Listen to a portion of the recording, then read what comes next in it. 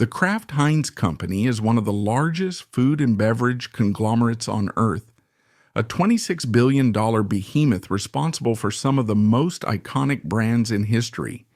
Its name is synonymous with American staples like Heinz Ketchup and Kraft Macaroni and cheese. But this modern corporation is not a single entity. It is the result of a massive high-stakes 2015 merger, engineered by two of the most powerful forces in finance, Berkshire Hathaway and the Brazilian investment firm 3G Capital.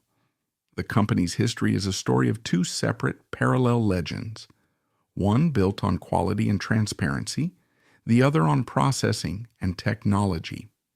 Its modern era is a story of how these two legacies were fused together in a $100 billion deal designed to create a cost-cutting empire, a strategy that led to one of the most dramatic financial collapses in recent corporate history, the $100 billion deal.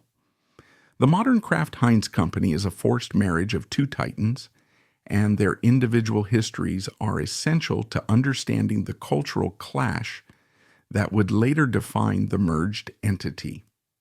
The two companies, Kraft and Heinz, were born from the same post-Civil War industrial boom, but they were built on two entirely different philosophies. The first, H.J. Heinz Company, was founded in 1869 in Pittsburgh, Pennsylvania, by Henry J. Heinz. Heinz was a 25-year-old entrepreneur and the son of German immigrants. His first product was not ketchup, it was horseradish. His innovation was not the product itself, but its packaging. At the time, the food industry was a dangerous, unregulated landscape. Products like horseradish were sold in opaque, green-tinted bottles that were used to hide low-quality fillers, such as ground turnips, wood fiber, and artificial coloring. The public was deeply and justifiably distrustful of processed foods. Henry Heinz's genius was marketing, and his primary marketing tool was transparency.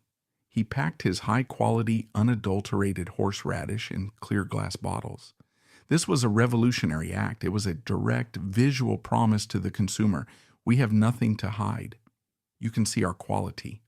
This single decision established the Heinz brand as a synonym for trust and purity. After his first company went bankrupt in a financial panic, he relaunched in 1876, and his new flagship product was Heinz Tomato Ketchup. Again, he used the clear glass bottle to showcase the product's thick consistency and rich red color, which he achieved without artificial dyes. He was a vocal public crusader for the Pure Food and Drug Act of 1906, lobbying Congress to regulate his own industry. This was not just altruism, it was a brilliant business strategy. He knew that any law forcing his competitors to be as transparent as he already was would eliminate lower quality rivals and solidify his market dominance. By 1896, Heinz had coined the advertising slogan 57 varieties, which he famously came up with on a train in New York. The company even then produced over 60 different products, but Heinz chose 57 because he believed it was a lucky, memorable number. This focus on branding, quality, and packaging innovation was the foundation of the Heinz empire. He was selling trust. The second company, Kraft, was built on a different innovation, technology. James L. Kraft founded his company in Chicago in 1903. He was a wholesale cheese merchant, buying cheese in bulk from rural farmers and selling it to small Chicago grocers. His primary business problem was spoilage. Cheese was a perishable, inconsistent, and expensive product with a short shelf life. Kraft, a tinkerer like H.J. Heinz, spent years experimenting with a solution. In 1916, he was granted U.S. patent number 1,186,524 for a revolutionary new product, processed cheese. Kraft had developed a method of grinding down natural cheese, heating it, and adding emulsifying salts. This process accomplished two critical goals. First, it killed the bacteria, halting the aging process and, as the outline analyzes, extending the shelf life by over 6 months. Second, it made the product perfectly uniform and meltable. This was a technological breakthrough. Kraft's processed cheese could be tinned and shipped without refrigeration. The U.S. government, recognizing its value, became his biggest customer, buying 6 million pounds of Kraft's tinned cheese to feed soldiers during the World War I. This government contract made Kraft a wealthy man and established his brand as a national staple.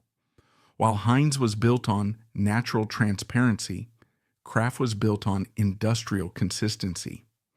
Both companies, as the outline notes, dominated their respective categories, with their core products accounting for over 80% of their early revenue. They were the architects of the modern American packaged food industry, one built on trust and the other on technology. These two parallel dominant companies would grow for the next century, eventually becoming part of the same corporate entity, Philip Morris, which bought Kraft in 1988. Kraft in turn bought Nabisco and became Kraft Foods. The story of the modern Kraft Heinz begins in 2013. The Brazilian private equity firm 3G Capital, known for its ruthless, zero-based budgeting cost-cutting, partnered with Warren Buffett's Berkshire Hathaway. They saw the packaged food industry as a high cash flow, low growth sector that was ripe for consolidation. Their strategy was simple: buy iconic lazy brands, fire thousands of employees, slash all unnecessary costs, and extract massive profits. Their first move was the $28 billion acquisition of H.J. Heinz in 2013. They immediately took the 144-year-old public company private and began their playbook. They shut down factories, laid off thousands of employees, and cut hundreds of millions from the budget. The model was a huge success for them, generating massive returns. 2 years later, in 2015, they were ready for their next, much larger target, Kraft Foods. In 2015, 3G Capital and Berkshire Hathaway, having successfully digested Heinz and extracted hundreds of millions in costs, turned their attention to Kraft Foods. Kraft had recently spun off its global snacks division, leaving it a slower growth, North America-focused company that was a perfect target for 3G's operational model. The deal was announced in March 2015. It was not a traditional acquisition, but an engineered merger. The H.J. Heinz Company would merge with Kraft Foods. The new entity, the Kraft Heinz Company, would be co-headquartered in Pittsburgh and Chicago.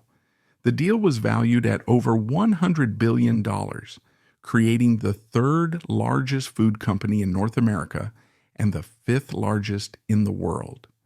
To finance this mega merger, Berkshire Hathaway and 3G Capital invested an additional $10 billion into the new combined company. This capital was used to pay a massive $16.50 per share special dividend to Kraft's existing shareholders, a sweetener to ensure they approved the deal. When the merger was complete, 3G and Berkshire owned 51% of the new corporation. The former Kraft shareholders owned 49%. The public-facing reason for this merger was synergy. The new leadership claimed they could achieve $1.5 billion in annual cost savings by 2017. This synergy would supposedly come from combining their supply chains, distribution networks, and back-office operations. The true engine of the deal, however, was 3G Capital's infamous and ruthless zero-based budgeting. This is a brutal, cold, and effective financial model. Unlike traditional budgeting, where a manager adjusts the previous year's budget, ZBB forces every single manager for every single expense to justify it from a baseline of zero.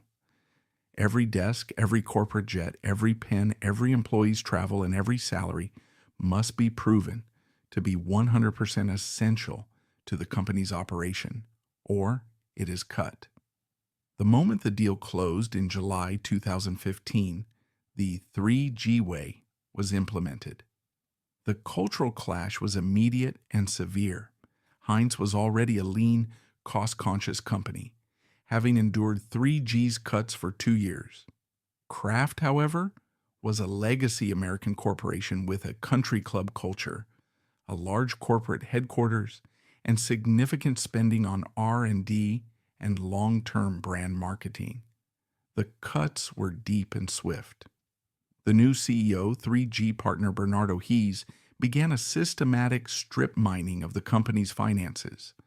As the data confirms, over 5,000 jobs were eliminated, representing more than 10% of the combined global workforce. 7 factories in North America were shut down. The Chicago headquarters was gutted.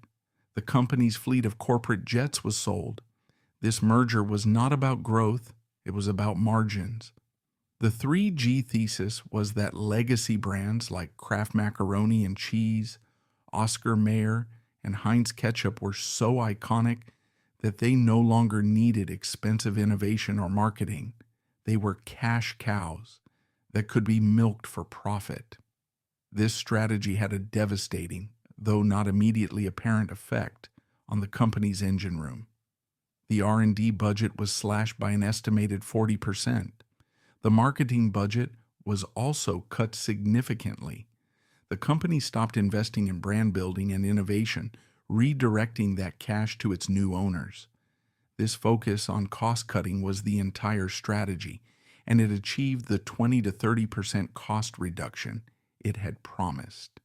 For the first few years, the model worked perfectly. The $1.5 billion in cost savings was achieved. The company's profit margins soared. Wall Street and Warren Buffett himself praised the 3G model as a work of genius. The stock price was high, and the company was seen as a massive success, but this M&A strategy was a trap. The merger did leverage scale to achieve the promised cost reduction, but it did so at the expense of its future. The company was now entirely dependent on legacy products that accounted for 60% of its revenue, precisely at the moment when consumer tastes were shifting away from processed foods and toward healthier, organic, and private label options. The cultural conflict was not just about job losses, it was about the soul of the company. The Kraft side, focused on innovation, was replaced by the 3G/Heinz side, focused on cost. This created the massive internal dysfunction and the 80% spike in employee turnover that followed the merger. The company was now a lean, mean profit machine that had completely and deliberately forgotten how to innovate.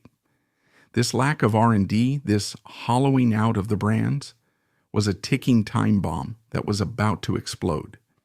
The $15.4 billion confession.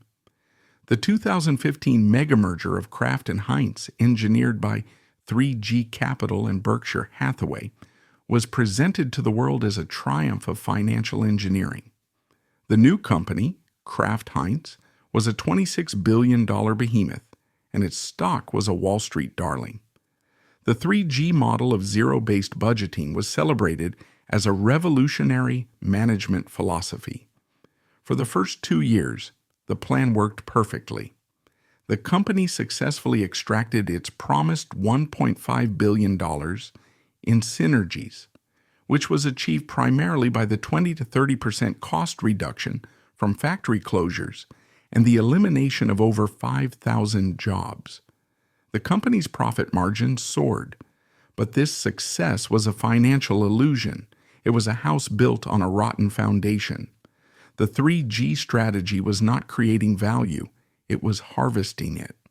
By 2018, this strategy began to catastrophically unravel, leading to one of the most dramatic value collapses in modern corporate history. The first and most significant internal drama was the direct result of the 3G management philosophy. The new leadership, led by CEO Bernardo Hees, had gutted the very engines of the company's future growth. The R&D budget was slashed by an estimated 40%. The marketing budget, which had been used for long-term brand building, was also cut. The 3G thesis was that brands like Oscar Mayer and Kraft were so iconic they would sell themselves forever. This was a fatal miscalculation. This created a deep and immediate cultural conflict. The company was a forced merger of two different cultures, the Heinz side, which had already been subjected to 3G's cuts for 2 years, and the Kraft side, which was a legacy American corporation with a country club culture that valued long-term product innovation. The 3G model, implemented by new Brazilian leadership, was seen as a hostile takeover. This internal culture clash, combined with the massive layoffs, led to an 80% spike in employee turnover. The company's most talented product innovators, marketers, and brand managers fled. The result was a brain drain, leaving a demoralized and fearful skeleton crew to manage some of America's biggest brands. While the company was at war with itself, a massive external challenge was mounting. Consumer tastes were changing.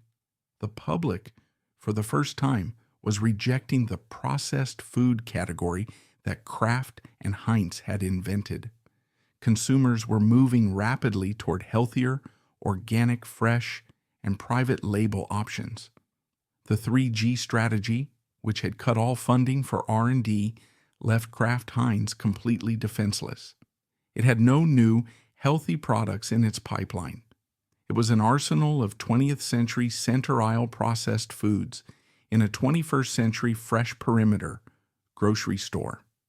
The company's competitors like Unilever and Nestle were spending billions to acquire plant-based and organic startups. Kraft Heinz, under 3G's orders, was spending its capital on stock buybacks and dividends, not innovation. This all came to a head on February 21st, 2019. This was the day the financial illusion shattered. On a single earnings call, the company announced a cascade of catastrophic news. First, it announced a $12.6 billion loss for the fourth quarter. This was not an operational loss. It was a non-cash impairment charge. In simple terms, the company was forced to admit to the world that its brands were not timeless. It took a massive $15.4 billion write-down, acknowledging that its most iconic legacy brands, specifically Oscar Mayer and Kraft, were not worth what the company had claimed.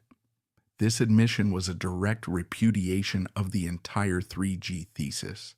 The brands, it turned out, were not invincible cash cows. They needed investment, and the 3G model had starved them to death. On that same call, the company also announced that its dividend was being cut by 36%, and most damningly, that it was under SEC investigation for its accounting and procurement practices. The market's reaction was immediate and brutal. The next day, Kraft Heinz stock collapsed by 27%, wiping out $16 billion in market value in a single session. The company's most famous investor, Warren Buffett, was forced to publicly admit his mistake. His $10 billion investment was now a massive multi-billion-dollar loss. He stated in 2020 that he had overpaid for the merger, a stunning admission from an investor who rarely makes such public errors. This was the internal drama at the highest possible level. Buffett's reputation was damaged. 3G's genius model was exposed as a failure, and the company was in a state of financial freefall. This 2019 collapse led to a complete purge of the leadership. CEO Bernardo Hees, the architect of the 3G cuts, was forced out. In 2019, a new CEO, Miguel Patricio, was brought in to manage the crisis. Patricio's job was not to cut costs, it was to figure out how to grow a company that had forgotten how to innovate. The 2019 financial collapse, the $15.4 billion write-down, and the ousting of 3G's leadership were the internal results of a failed strategy.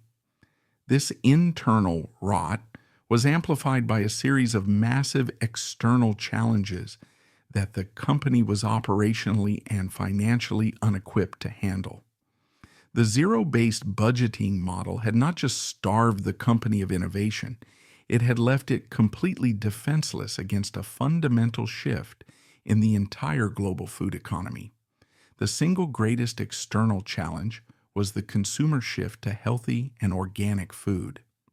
The 3G merger in 2015 was a bet that the 20th century processed food brands were timeless. This bet was wrong.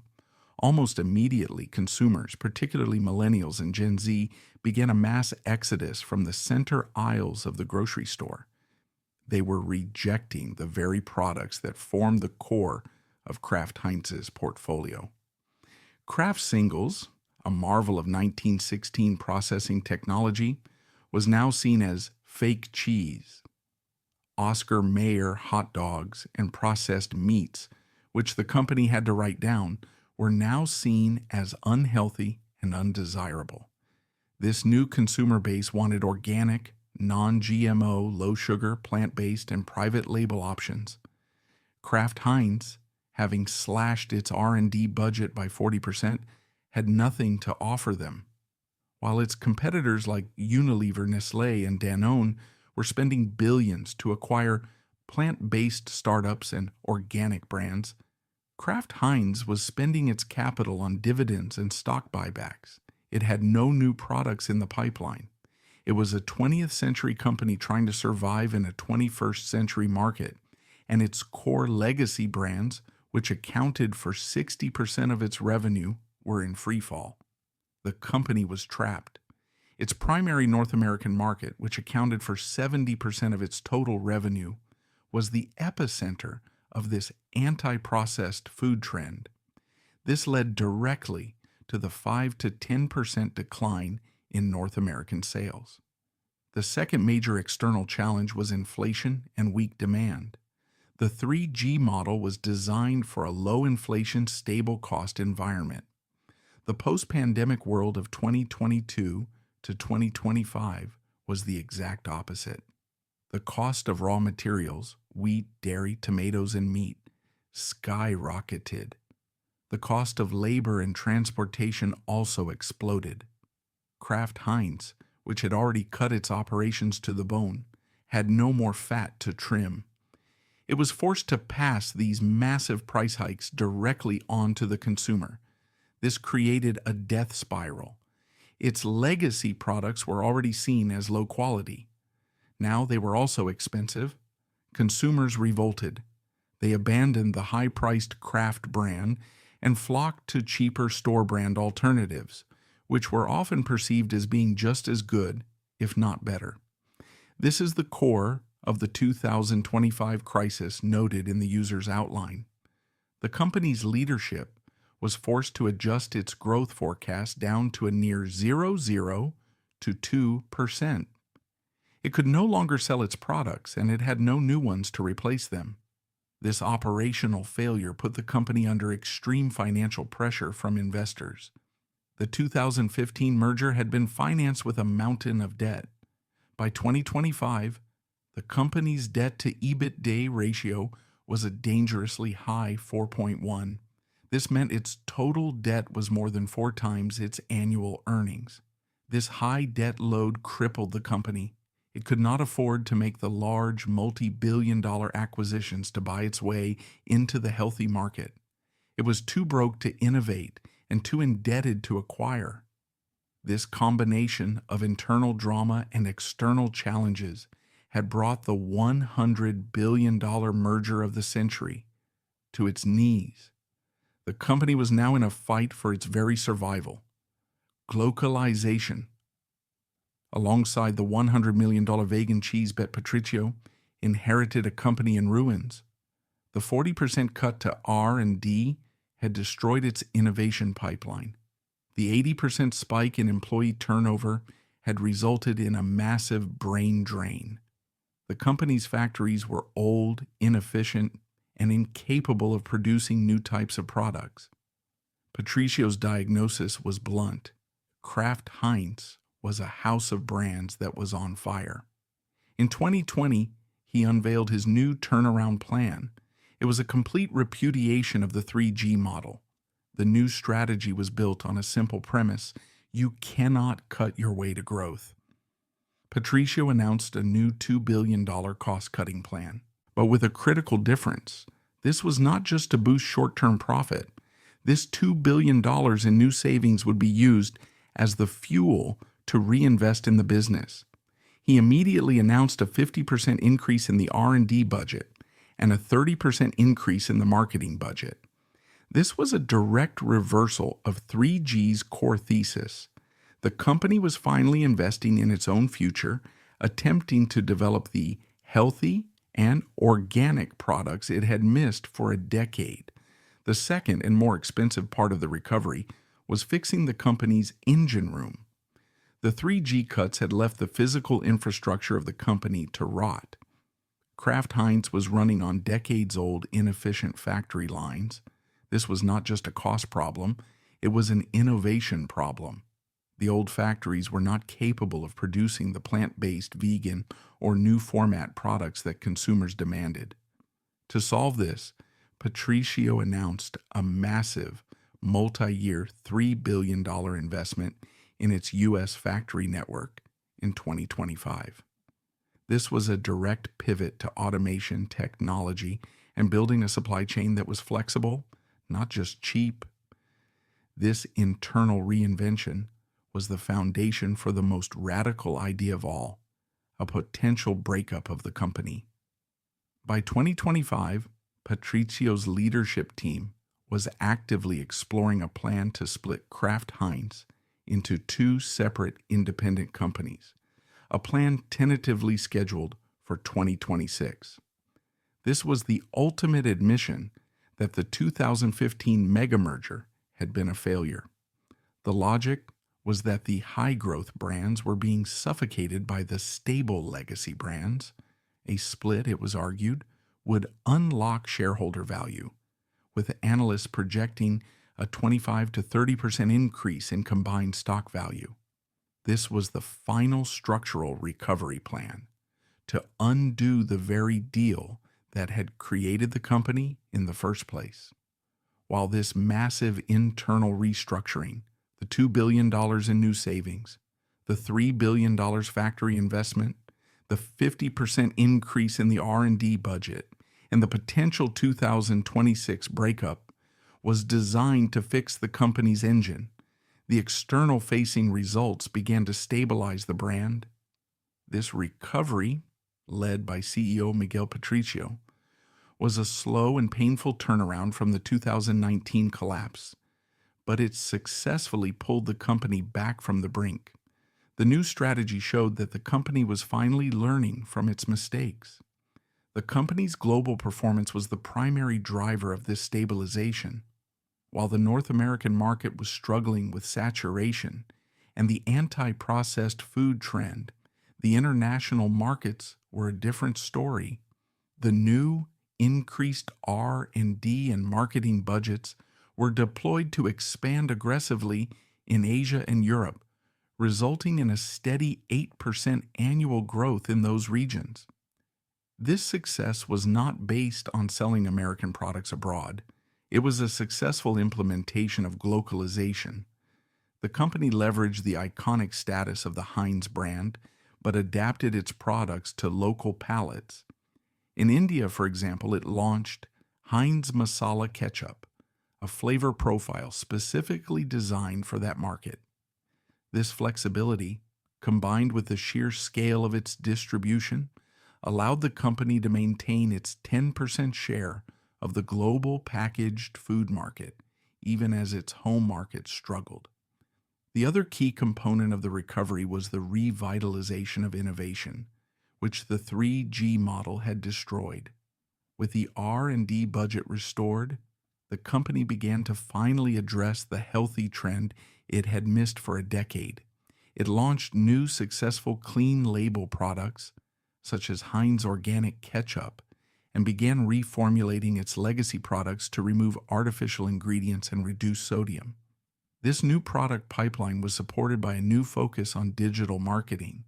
The company, which had historically relied on traditional television advertising, pivoted its new marketing budget to digital, driving a 20% increase in online revenue. This allowed for more targeted, efficient spending than the spray and pray national campaigns of the past. By 2024, the company had stabilized. It was reporting $26 billion in annual revenue. The recovery was partially successful. The bleeding had been stopped, and the company was no longer in a state of financial freefall. The $1.7 billion in annual savings that the 2015 merger had actually achieved was now being used as intended to fund a leaner, more efficient global operation. This turnaround, which successfully grew revenue by 10% between 2021 and 2023, was a direct result of Patricio's reversal of the 3G strategy. The company, while still heavily indebted and reliant on its legacy brands, was no longer on fire. It had a new forward-looking strategy. This new, more stable foundation built on a recommitment to R&D and a $3 billion investment in its factories was what finally gave the company the cash and the confidence to execute its next, most critical pivot, the diversification into entirely new industries to secure its future. The pivot to a new portfolio. The catastrophic financial collapse of February 2019, which saw the Kraft Heinz Company announce a $12.6 billion loss and a $15.4 billion write-down of its most iconic brands, was not just a crisis. It was an extinction-level event for the company's existing business model.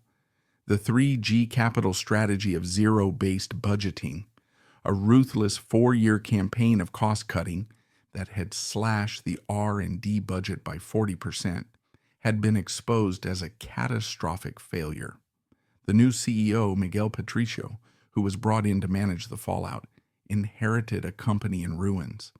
It was a house of brands whose foundation was rotting. The company's core legacy products like Kraft Macaroni and cheese and Oscar Mayer processed meats were in freefall. The reason was clear. The consumer had changed, and Kraft Heinz had not. The company was structurally and financially chained to the processed food aisles of the 20th century, while its customers were moving in massive numbers to the fresh, organic, and clean label perimeter of the 21st century store. The core legacy market, as the data indicates, was saturated, with annual growth stalled at a near 2%. This was the central crisis Patricio had to solve. How do you fix a company whose entire portfolio is becoming obsolete? His turnaround plan, announced in 2020, was a complete repudiation of the 3G model. It involved a massive $3 billion investment in upgrading the company's outdated factories and a 50% increase in the R&D budget. This was the internal fix. But the external fix, the strategy for future growth, was a massive diversification into entirely new industries. This pivot was not the fun marketing of a brand like KFC. This was a desperate, multi-billion-dollar attempt to find a new engine for growth. The first and most significant pillar of this diversification was the pivot into plant-based foods and sustainability. This was not a minor Me Too product launch. It was a fundamental re-engineering of the company's identity and a direct response to 3 undeniable market forces. The first reason was simple consumer demand. The 15 to 20% annual growth of the plant-based category was the only high-growth sector in the entire food industry. Kraft Heinz was losing its younger, more affluent consumers to agile new vegan brands like Beyond Meat and Impossible Foods. The company was hemorrhaging market share, and this was its attempt to stop the bleeding. The second reason was investor pressure. This was perhaps the most powerful motivator. The 2015 to 2019 era was defined by the rise of ESG investing. As the user's data notes, a massive $11.5 trillion in assets was, by 2025, being steered by investors who were demanding that companies disclose and reduce their climate risk. Kraft Heinz, with its massive reliance on meat and dairy, was a high-risk climate stock. The company was facing immense pressure from its largest shareholders, including BlackRock and Vanguard, to pivot to a more sustainable protein model. The third reason was a long-term financial hedge. The company's own analysis showed that its reliance on animal agriculture was a massive long-term liability. The meat and dairy industries are resource-intensive, requiring massive amounts of water and land, and they are major producers of greenhouse gases. The company's leadership saw that future carbon taxes and climate-related supply chain disruptions were a direct threat to its profitability. The pivot to plant-based, which can reduce CO2 emissions by 50%, was not just ethical, it was a cold, hard, financial strategy to de-risk the company from climate change. But how does a $26 billion, 150-year-old processed cheese company suddenly become a vegan innovator? The 40% R&D cuts had destroyed its internal innovation pipeline. The company was too slow, too bureaucratic, and too indebted to build these new brands from scratch. The solution was the Springboard platform, launched in 2018. This was the second prong of the diversification strategy. Springboard was, in effect, a $100 million corporate venture capital fund. Its mission was not to invent new products, but to find them. The Springboard team was tasked with finding, funding, and mentoring small, fast-moving, independent foodie startups. This was a brilliant strategic move. It was the opposite of the 3G model. Instead of cutting R&D, it was outsourcing R&D. It was a low-cost, low-risk way for Kraft Heinz to place dozens of small bets on the future of food. If a startup failed, the loss was minimal. If a startup succeeded, Kraft Heinz had the option to acquire it and plug it into its own massive global distribution system. This $100 million fund was the innovation engine the company had lost. The Springboard platform, a $100 million internal venture fund, was the new engine for Kraft Heinz's innovation. Launched in 2018 under CEO Miguel Patricio, its mission was to act as a first response team to the consumer shifts that 3G Capital had ignored. The fund was not just a financial tool, it was a cultural one. It was designed to bypass Kraft Heinz's own slow, bureaucratic R&D department and inject startup DNA directly into the legacy corporation. The effectiveness of this model was in its speed and its low-risk, high-reward structure. The company could place small $1 million to $5 million bets on dozens of small companies. One of the first and most significant of these investments was in New Culture, a vegan cheese startup. This investment, as detailed in the user's outline, highlights the precision of the new strategy. The reason for targeting New Culture was not random. Kraft's single most iconic product, Kraft Singles, was in a state of terminal decline. It was the poster child for the unhealthy processed food that modern consumers were abandoning.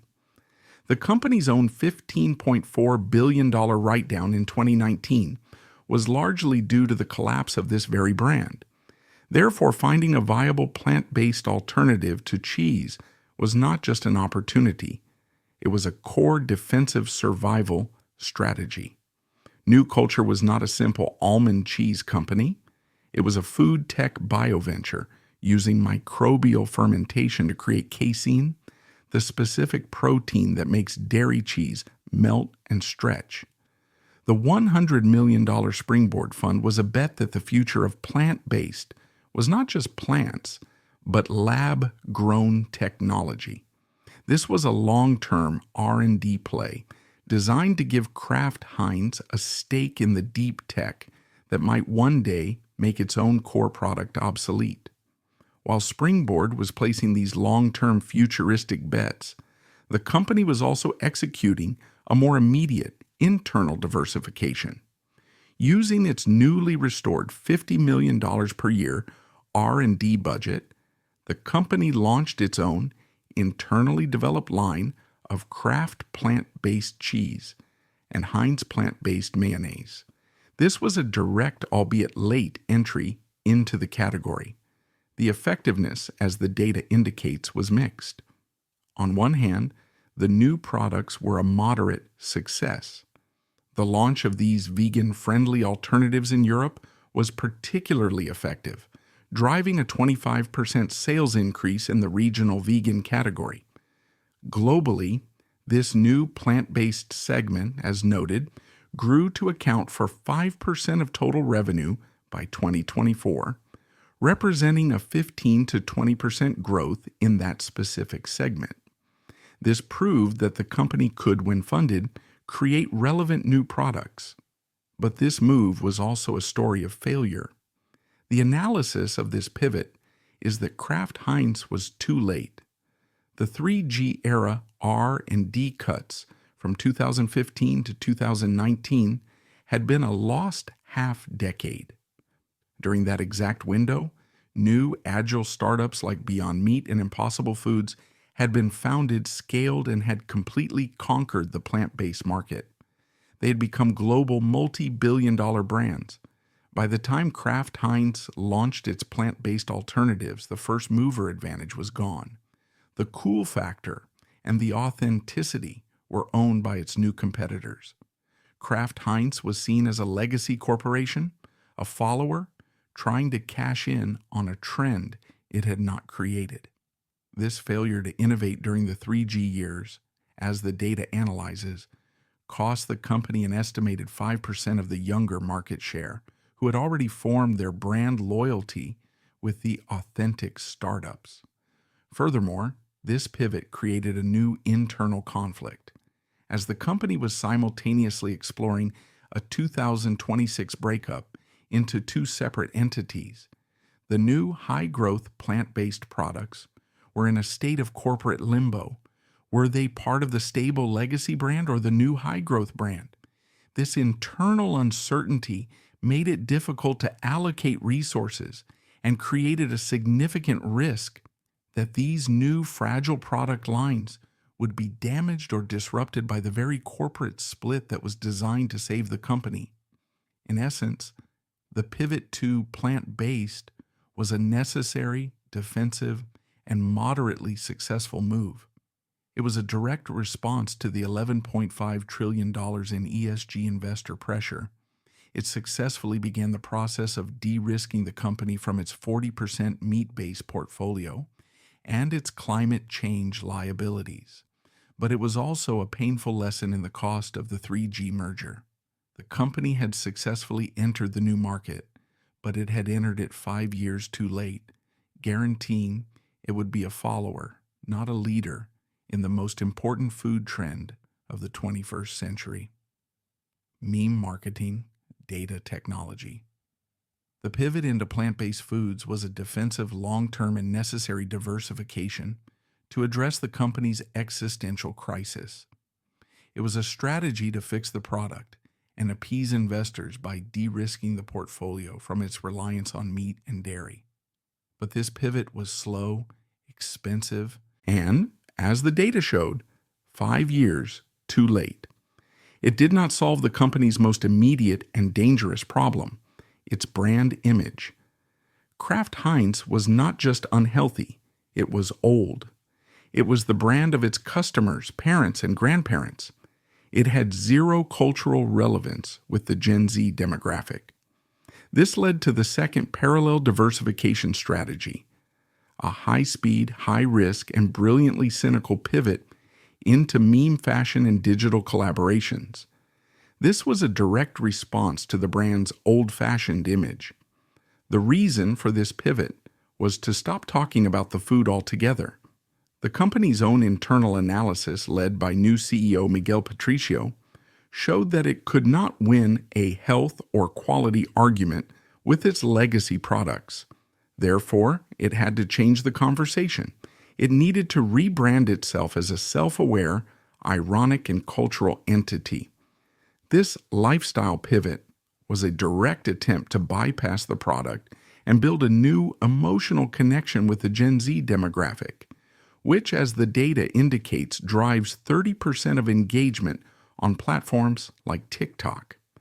This strategy was cheaper, faster, and had a higher viral upside than the slow $100 million R&D-based plant-based pivot.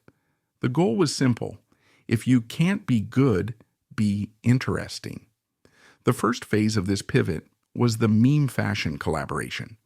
The company's marketing team began to treat its oldest, most cringeworthy brands as ironic retro icons. A key example was the 2020 collaboration for its frozen potato brand, or Ida, with the 2004 cult classic film Napoleon Dynamite. The company released a pair of tater tot protecting pants, a direct reference to a famous scene in the movie. This was a high-level in-joke. It was a piece of content designed to be shared on social media, a signal to Gen Z that the brand was in on the joke of its own absurdity. A more direct move was the creation of a keystone slogan, "Looks familiar," which it began printing on merchandise. This was a brilliant piece of meta-commentary. The company was openly acknowledging that its iconic keystone logo was old and familiar, but it was reframing that familiarity as vintage and authentic, not old and boring.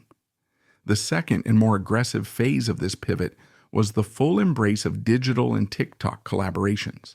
This was the core of the $20 million per campaign viral marketing budget. The company's new leadership understood that viral was not an accident. It was a strategy. A perfect execution of this was the 2024 campaign for its Heinz mustard. Heinz Ketchup was the undisputed market leader, but its mustard was a low-growth, boring product. To fix this, the brand did not launch a traditional ad.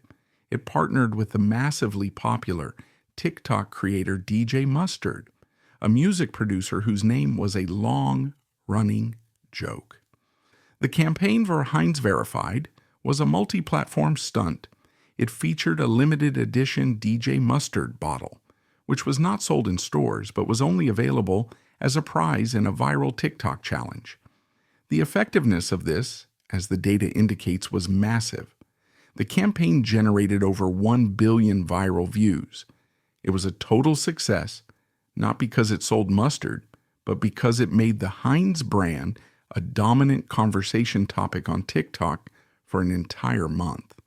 It was a classic lifestyle pivot.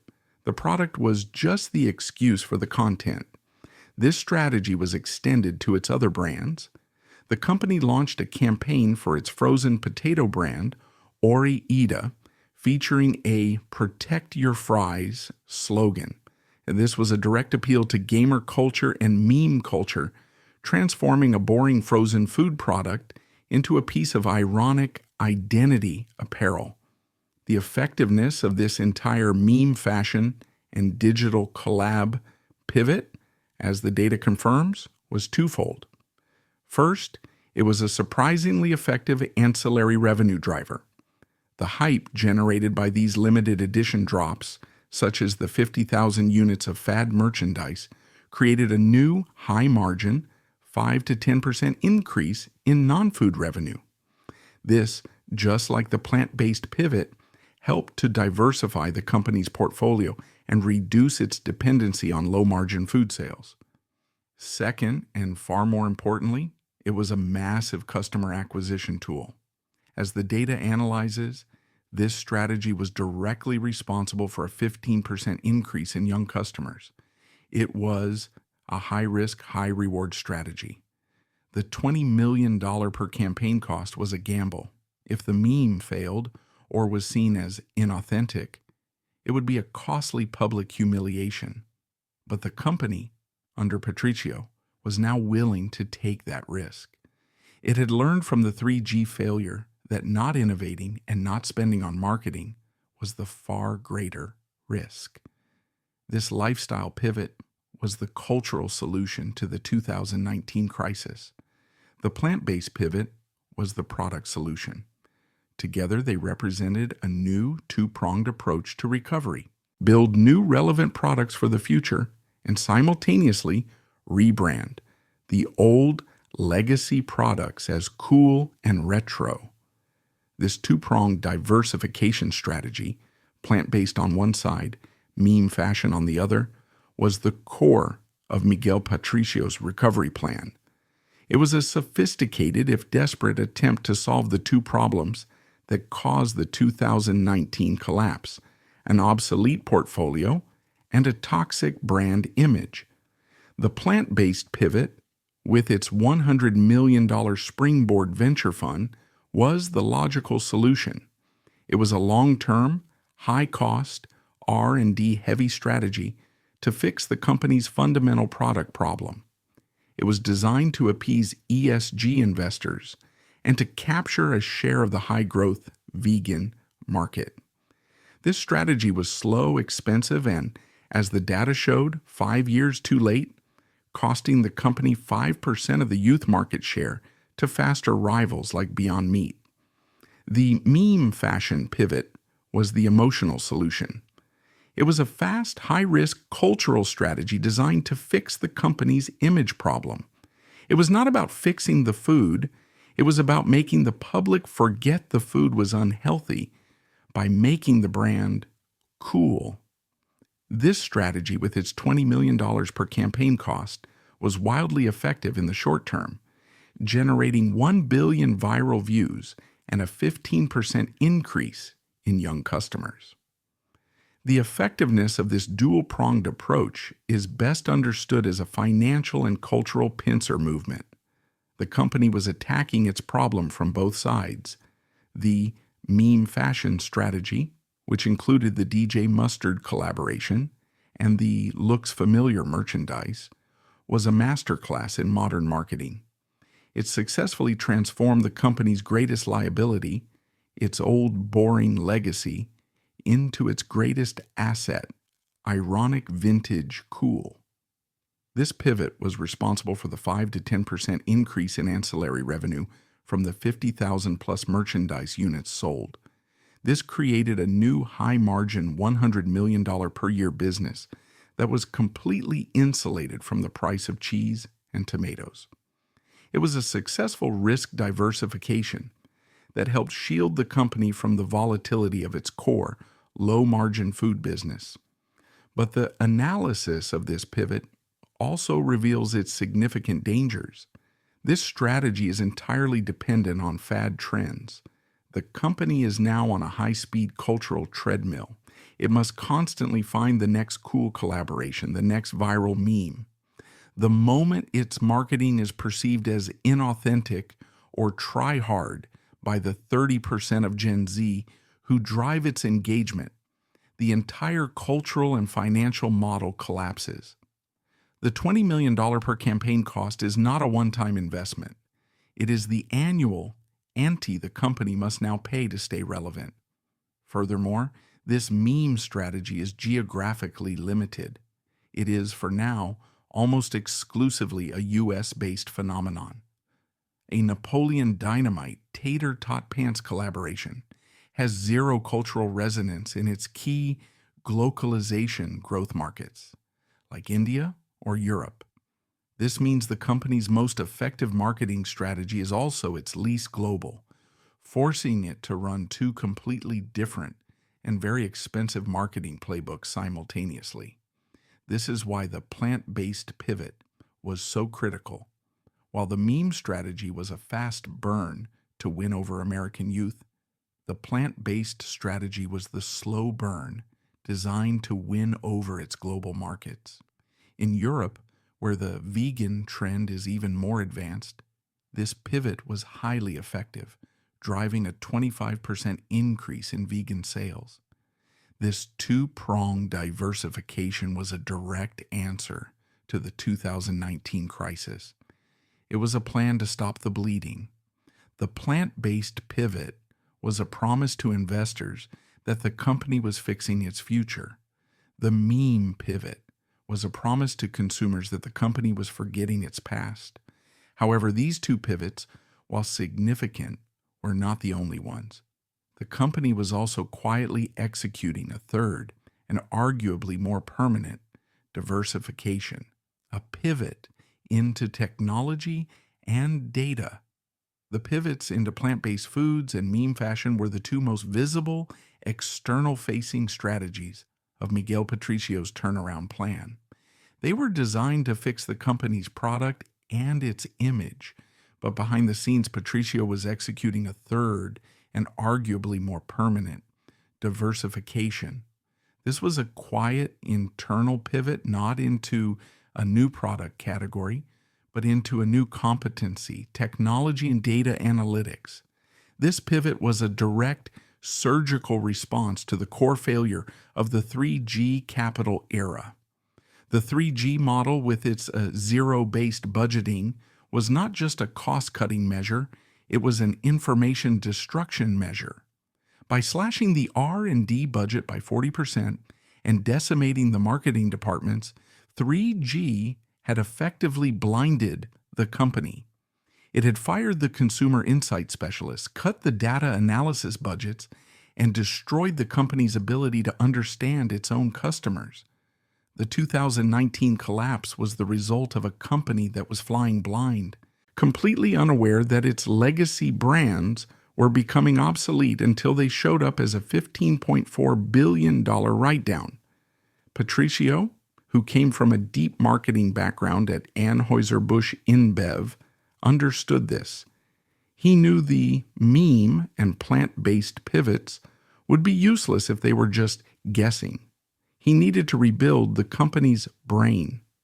The reason for this pivot was to transform Kraft Heinz from a gut-feel industrial manufacturer into a 21st century data-driven consumer packaged goods company. The effectiveness of this pivot is not measured in viral views or new products, but in efficiency and personalization. This was a massive multi-billion-dollar investment in digital transformation. The first phase of this was a fundamental shift in its marketing model. The company under Patricio moved away from its old-fashioned reliance on mass-market television advertising. It reallocated its newly increased marketing budget to digital platforms. This was not just about running ads on Facebook.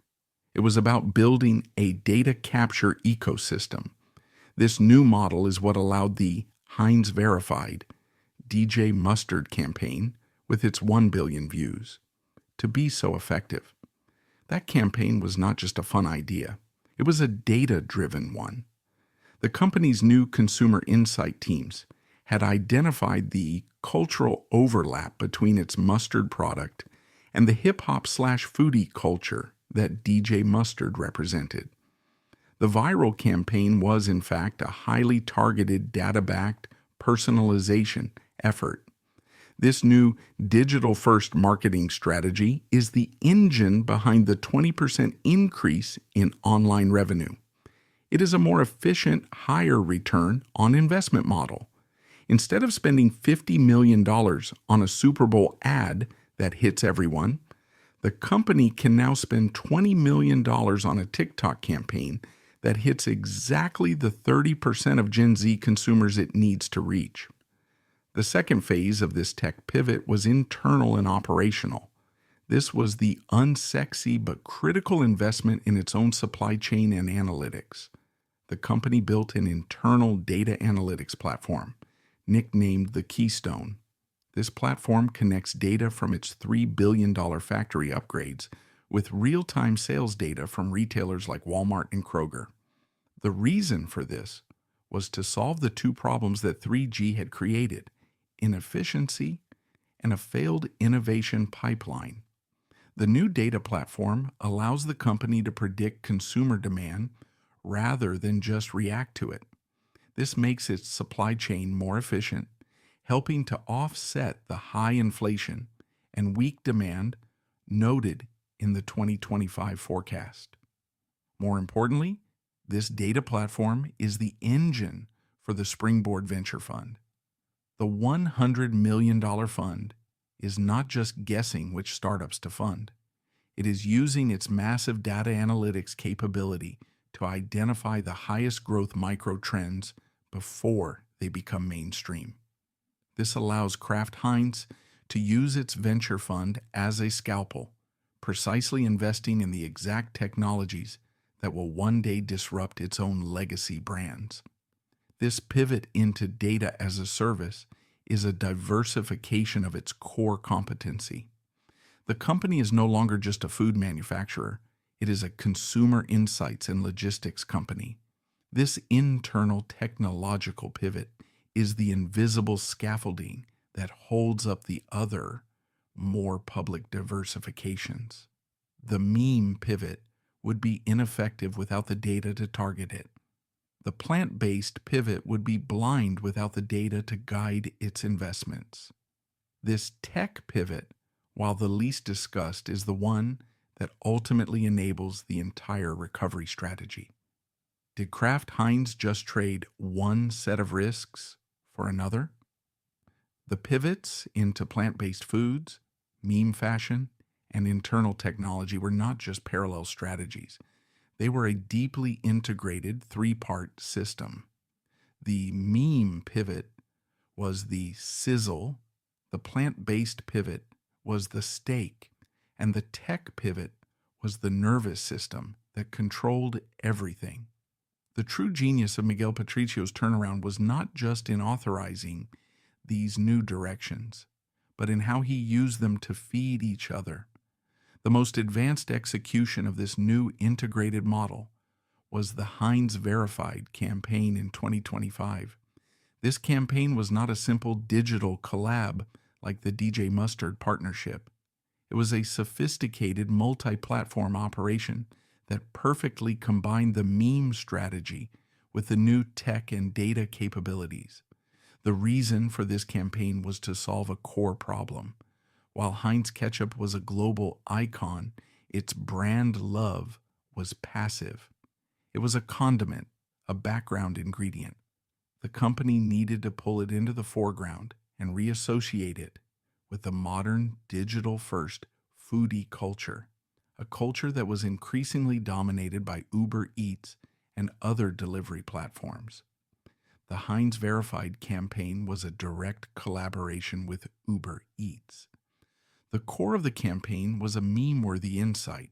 Consumers who order food via delivery apps are often disappointed when they ask for ketchup and receive a generic inferior brand. Heinz, using its new Consumer Insights division, verified this data. The company then built a campaign around this problem. It created a Heinz Verified list of restaurants on the Uber Eats platform.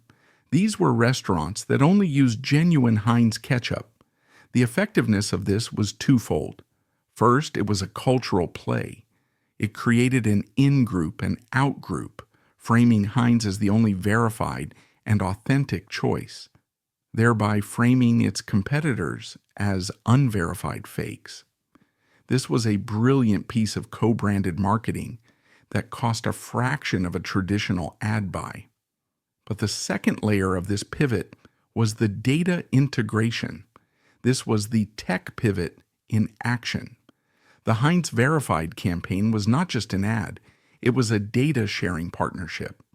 Kraft Heinz gained access to invaluable granular data from the Uber Eats platform, seeing which customers in which neighborhoods were ordering which foods and how often they ticked the box for Heinz. This data was then fed back into the Keystone, the company's internal analytics platform. This is the flywheel. The meme campaign drove 1 billion plus views and a 15% increase in young customers. This engagement then generated a massive new trove of data. This data was then used by the Springboard Venture Fund to identify new trends and by the R&D team to develop new products. The meme pivot was, in effect, a massive ongoing public-facing focus group that funded its own R&D. This explains the true purpose of the $3 billion factory upgrades scheduled for 2025.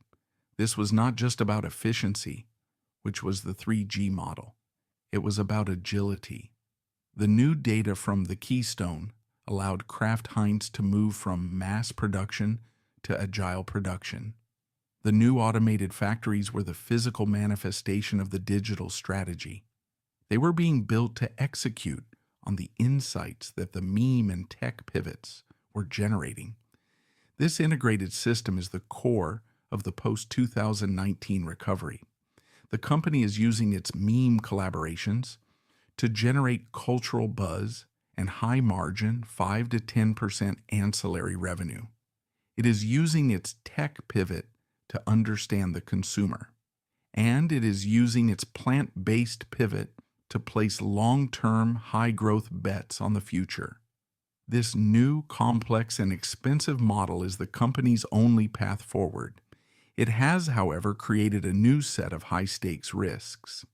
The diversification of the Kraft Heinz Company, therefore, must be understood as a sophisticated three-pronged strategy that was executed in parallel. The first prong, as analyzed, was the plant-based pivot. This was the internal-facing, R&D heavy long-term move to fix the company's product portfolio. It was a defensive strategy funded by the $100 million Springboard Venture Fund, designed to appease ESG investors and find a foothold in the only high-growth sector of the food industry. This was the logical solution, a necessary, slow-moving, and expensive bet on the future. The second prong was the meme fashion and cultural pivot. This was the external-facing, high-cost, high-visibility campaign to fix the brand's image. This strategy, with its $20 million per campaign cost for collaborations like the DJ Mustard partnership, was not designed to generate its own revenue, though the $100 million ancillary merchandise business was a significant byproduct. Its primary reason was to rebrand the company as cool and ironic, thereby capturing the 30 to 35% Gen Z market that had abandoned its legacy products. This was the emotional solution. The third prong was the internal tech pivot. This was the quiet, bottom-of-funnel investment designed to fix the company's brain. The acquisition of data analytics capabilities and the creation of the Keystone platform was a direct response to the blindness of the 3G era. This was the intelligent solution. The true genius of Miguel Patricio's post-2019 recovery plan is how these three seemingly separate pivots are not separate at all. They are designed to function as a single, integrated flywheel. This flywheel is the new, modern business model of Kraft Heinz, built to replace the failed 3G model of cost-cutting. This flywheel is designed to be a self-funding, self-correcting ecosystem. It operates in a continuous loop. First, the meme pivot acts as the top of funnel. A $20 million campaign, like the Heinz Verified partnership with Uber Eats, generates 1 billion viral views and a 15% increase in young customers. This is the sizzle that creates cultural relevance. Second, the tech pivot acts as the mid-funnel. The hype from the meme campaign is funneled into data capture platforms. The Heinz Verified campaign was not just an ad. It was a data-sharing partnership that fed invaluable consumer insights from Uber Eats directly into the Keystone Analytics platform. This tech layer is the nervous system that processes the buzz from the meme layer, turning it into actionable intelligence. Third, the plant-based and R&D pivot acts as the bottom of funnel. The data-driven insights from Keystone are fed directly to the $100 million Springboard Fund and the newly funded internal R&D teams. This allows the company to stop guessing what consumers want. The meme pivot acts as a massive public-facing focus group that identifies a trend, and the R&D pivot executes on it. This data-driven process is what informs the $3 billion factory upgrades, ensuring the new agile factories are built to produce the exact products that the data has identified. This integrated system is the core of the post-2019 recovery. It is a direct data-driven response to the company's core weaknesses. The $100 million merchandise business is a high-margin financial shield that directly counters the low-margin food business and the high cost of regulatory compliance. The brand tribe, built through meme marketing, is an emotional shield that counters the reputational damage from the 2019 brand write-down.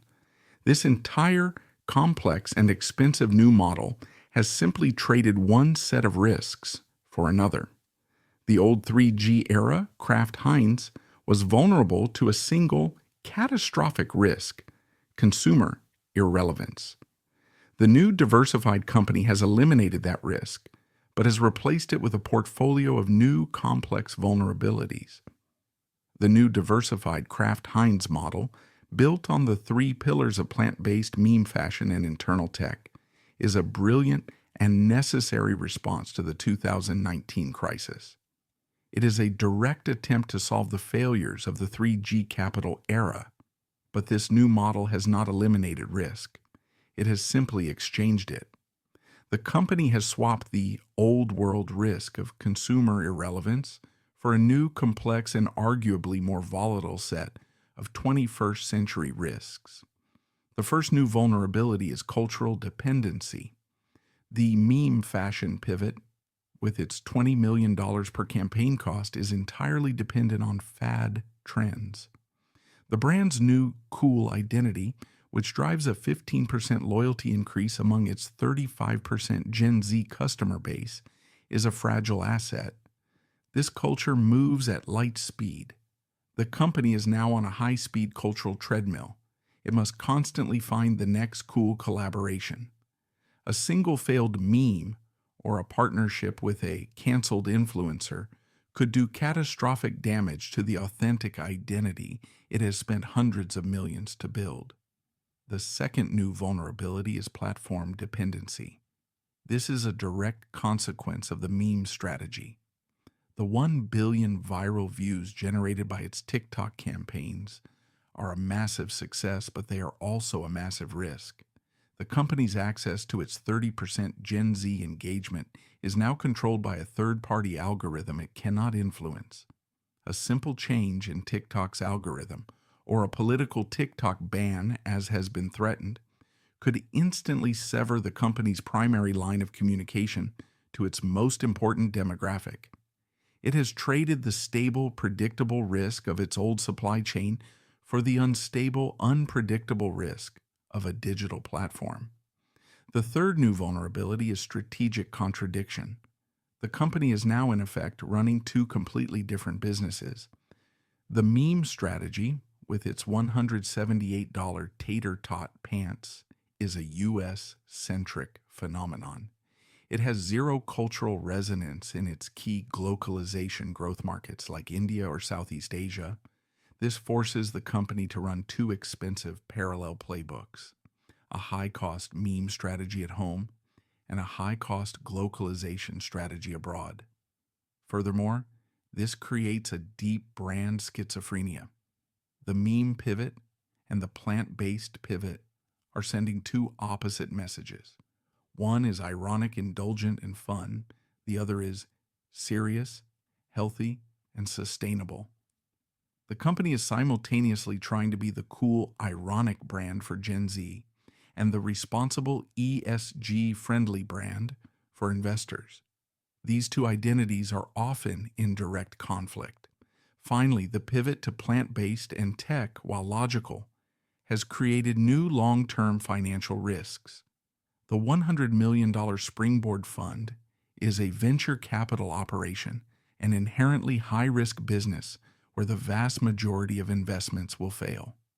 The $3 billion factory upgrade is a massive debt-fueled capital expenditure that the company, with its high 4.1 debt to EBITDA ratio, can ill afford. In conclusion, the diversification of Kraft Heinz was not a choice. It was an act of corporate survival. The meme and plant-based pivots were a necessary, brilliant, and data-driven response to the 2019 collapse. They successfully created new, high-margin revenue streams, insulated the company from its core food business risks, and re-engaged a new generation of consumers. But this new complex model is not a silver bullet. It is a high-stakes gamble that has simply exchanged one set of existential risks for another. The price of the 3G model. The history of the Kraft Heinz Company, from the 19th century innovations of its founders to its 21st century financial crisis, is one of the most important and dramatic case studies in modern capitalism. It provides a series of clear, painful, and deeply consequential lessons about the clash between financial engineering and long-term brand stewardship. The company's struggles are not the result of a single bad product, but of a flawed corporate philosophy that nearly destroyed 150 years of brand equity. The most significant and defining lesson of the modern Kraft Heinz is a direct indictment of the 3G capital management model. The 2015 mega merger was, at its inception, celebrated as a triumph of financial engineering. It was the ultimate test of 3G's zero-based budgeting philosophy. The initial extraction of $1.5 billion in synergies and the subsequent surge in profit margins were, for a time, seen as proof of this model's genius. However, the catastrophic $15.4 billion write-down in February 2019 provided the single most important lesson in the company's history. Aggressive cost-cutting, when applied without a simultaneous investment in R&D and brand health, is not a strategy for growth. It is a strategy for liquidation. The 3G model treated iconic, century-old brands like Kraft, Oscar Mayer, and Heinz as invincible cash cows that required no further investment. This was a fatal miscalculation. The 40% cut to the R&D budget and the hollowing out of the marketing departments effectively blinded the company. It destroyed its ability to innovate or even understand the massive consumer shift toward healthier, non-processed foods. The company was steering a 20th century ship, but 3G had fired the navigators and shut down the engine room to save fuel. This was not just a financial error, it was a cultural one. The 80% spike in employee turnover that followed the merger was not just a side effect, it was a predictable brain drain. The company's most talented product innovators, marketers, and brand managers fled the toxic, cost-obsessed culture. When the 2019 crisis hit, the company had no new ideas, no pipeline, and no institutional capacity to respond. The $12.6 billion loss was the bill for 4 years of deliberate strategic neglect. The turnaround plan initiated by CEO Miguel Patricio is in itself the articulation of this lesson. His first moves were a direct reversal of the 3G philosophy. The 50% increase in the R&D budget and the new $2 billion cost-cutting plan which was explicitly earmarked for reinvestment, was an admission that a consumer packaged goods company cannot survive without innovation. The $3 billion investment in factory upgrades announced for 2025 was a further admission that 3G's model of sweating old assets had left the company's infrastructure too old and inflexible to produce modern food. Perhaps the most profound admission of this failure is the planned 2026 breakup of the company. A merger that was hailed as a synergistic masterpiece in 2015 is being unwound just over a decade later. This is the ultimate lesson. You cannot simply mash two companies together to save on back-office expenses. The distinct cultures, Heinz and Kraft, never integrated. The merger created a complex, unwieldy behemoth that was too slow to move. The planned split into a high-growth company and a stable one is a direct attempt to unlock the value that the merger itself had destroyed. It proves that in the modern food industry, agility is more valuable than scale. This failure to innovate internally forced the company to learn its second major lesson. If you cannot build the future, you must buy it. This led directly to the company's diversification strategy, which was born from the ashes of the 2019 crisis.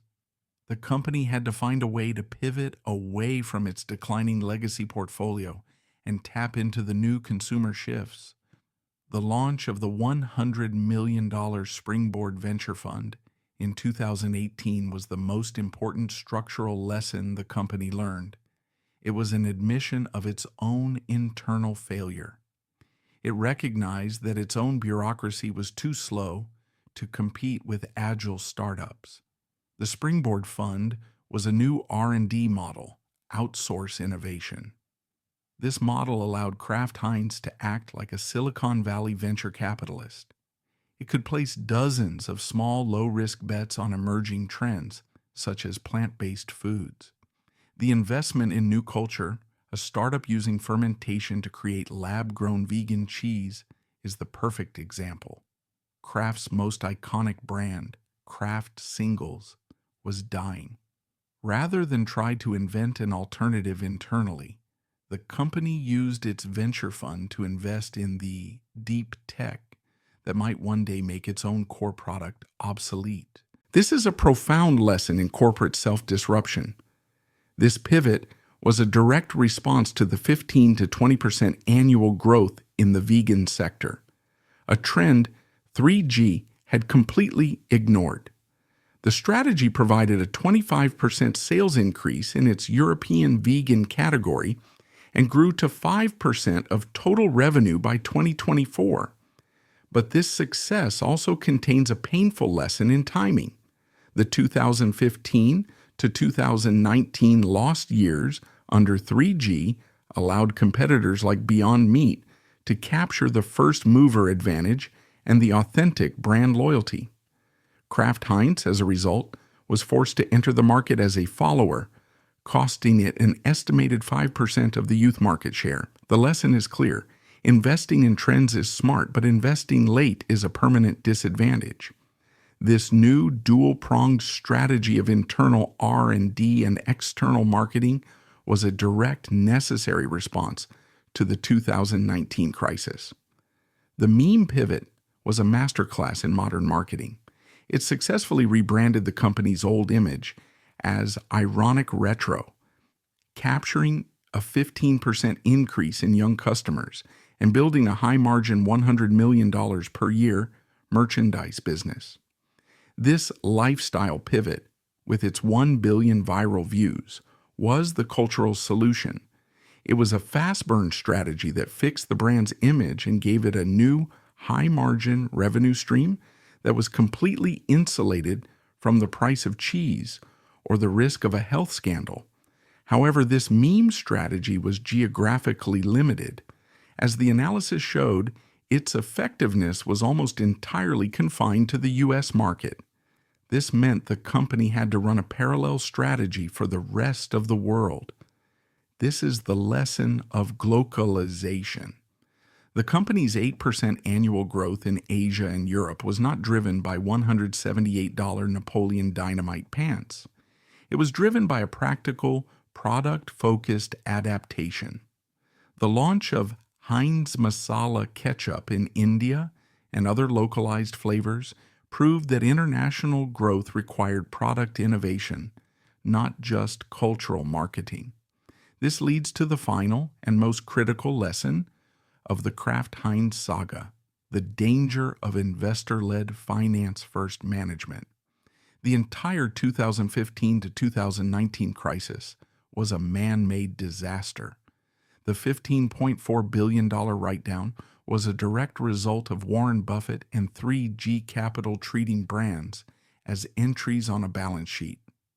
The Buffett lesson, which he himself admitted, was that he overpaid for a hyped merger. But the 3G lesson was far more damaging. 3G's zero-based budgeting was a scorched earth policy that traded long-term brand equity for short-term profit margins. The company is still, by 2025, paying the price for this strategy. It is saddled with a dangerously high 4.1 debt to EBITDA ratio, a financial handcuff that limits its ability to make the large, multi-billion-dollar acquisitions needed to truly compete with Nestlé and Unilever. It is forced to rely on a scrappy $100 million springboard fund while its competitors are buying entire companies. The ultimate lesson of the Kraft Heinz Company is that a merger built solely on cost saving without a plan for growth is doomed to fail. The company's new post-2019 model is a direct rejection of that 3G philosophy. The new strategy is a complex, expensive, and fragile balancing act. It is simultaneously investing $3 billion in factory upgrades to fix its broken infrastructure, spending $100 million on venture capital to invent its future plant-based products, and gambling $20 million per campaign on meme marketing to keep its legacy brands cool. The planned 2026 breakup of the company is the final ultimate admission of this failure. It is a recognition that the mega merger itself was a mistake. The company has learned the hard way that you cannot cut your way to growth. A brand is not just a number on a balance sheet. It is a living entity that requires constant, expensive investment in both product innovation and cultural relevance to survive.